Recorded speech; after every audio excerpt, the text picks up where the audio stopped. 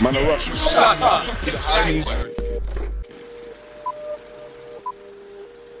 Don't be stupid. Now I've got lip gloss on.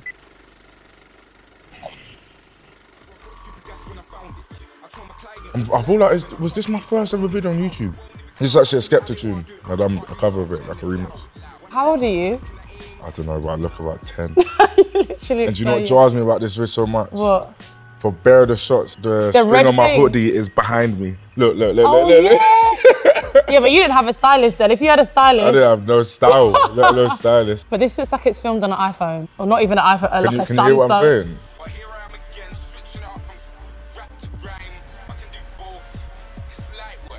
I can do both. It's light work.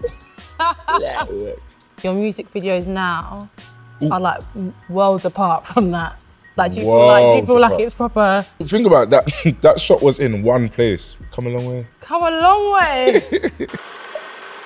Man, a rush, man. Oh wow! Is this a freestyle? Yeah. What's it called? WickedSkengMan. This was like my. This is where it all started. Yeah. I remember this was the first time I was picking up like traction and building a fan base. But look at your hood all over the place. A bus man. I used to argue with a bus man. The light skinned girls, the bus man. What year was this? 2013 or 14. Man would just film this, one take, put on YouTube. That's it. Yeah. Yeah, and even it's so mad because even when I watch this video, this don't feel too far from what I still do in terms of like it's just fun, it's character. It doesn't feel far from your personality. Yeah. No, and even though I didn't know you back then, I'm not seeing much of a difference. No, you won't. This was like after all the WickedSkengMan freestyles, I've won my first Nobel Award. My mum's in it. Oh, where's Auntie Abigail? Oh my God.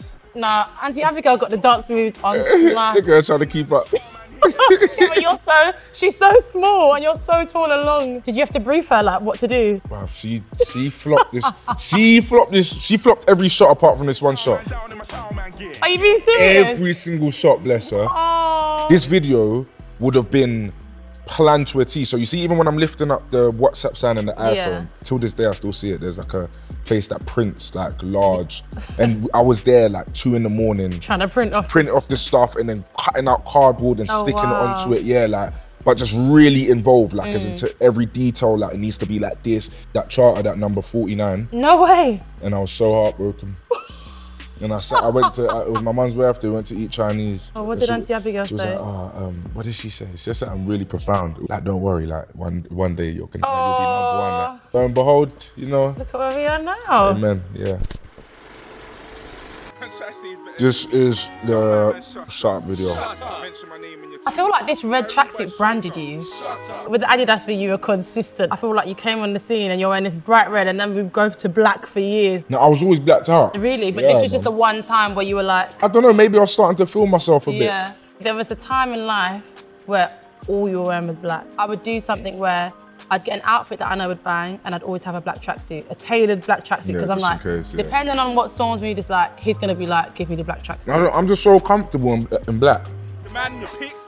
The more popular I got, the more I didn't like to stand out. Which is hilarious because you're 6'5". In my mind, if I'm in an all black silhouette, black car, in my mind, I'm a ninja. I'm stealth. Like recently, I felt like, especially with this album, like I felt like, like shine more. And I feel like you've always had the capability, but I know with you, like timing means everything.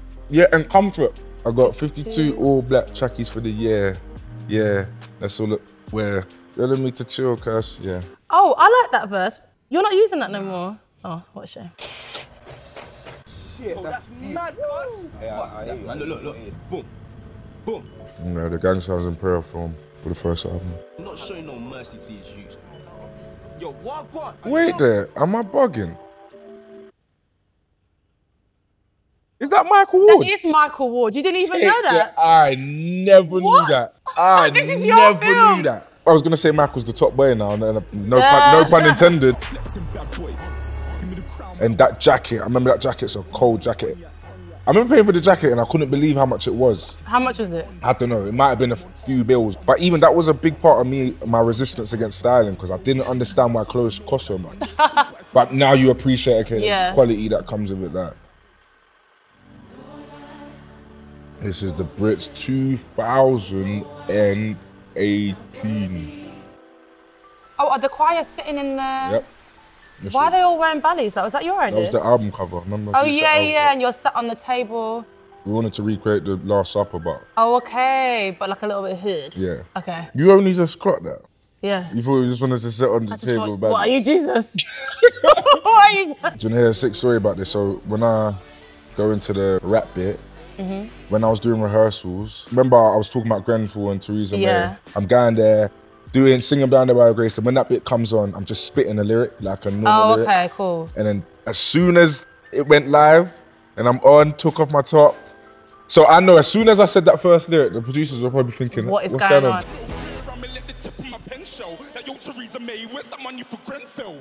Well, you fool, we just forgot about Grenfell, you criminals, and you got the cheek to call us savages. You should do some jail time. You should pay some... You came off stage. Everyone was just like, what have you done? Like, yeah. I was like, yeah, I had that prepared for some time. Sorry, guys. Sorry, guys. Figure it out. This was like a iconic, this was in every newspaper. Everyone was talking about it. I remember watching this at home thinking, oh, he's not playing around. Because of the message of the freestyle, if I'm talking about such like a real issue, a real problem that means a lot to to a community who have been like really hurt and devastated by something. What's the most kind of like savage way I can get in your face and say I'm not playing? Like take off your top in the rain and just like that's what it felt like. It just felt like an expression of rage. And so many people who like felt oppressed just felt like you represented them that day. And I think that moment actually really coined you being like the outspoken person, the person that's going to speak up for you know all the wrong things that are going on, and people felt like you really had a voice.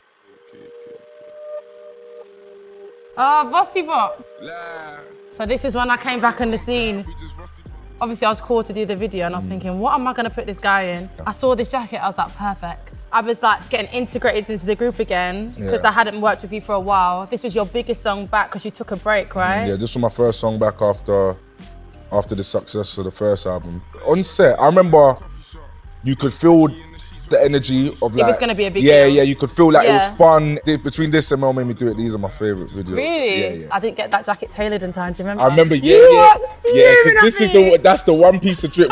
But you know why we didn't get it tailored in time? Why? Because you didn't want to put the blazer on to get it pinned. And is it? And back then I wasn't going to shout at you. I was like, boy, you know now, if you don't do it, I say, I'll either shout at you or just be like, boy, if you look mad, you look mad.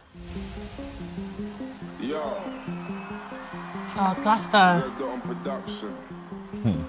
Glastonbury was a time. We had the Banksy vest, and I remember it was like, I have to create an outfit around this vest. Banksy approached me by a very, what's the word? Very ominous, stealth, elusive. Stealth, elusive, not the synonyms. He sketched it out on a piece of paper, took a picture, emailed it, and was like, yo, I've made you something, like, if you want to wear it. And I was like...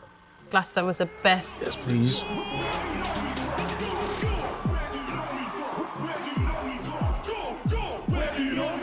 I just remember holding it, being like, I need someone to take this because I can't hold this. Like, it's too much.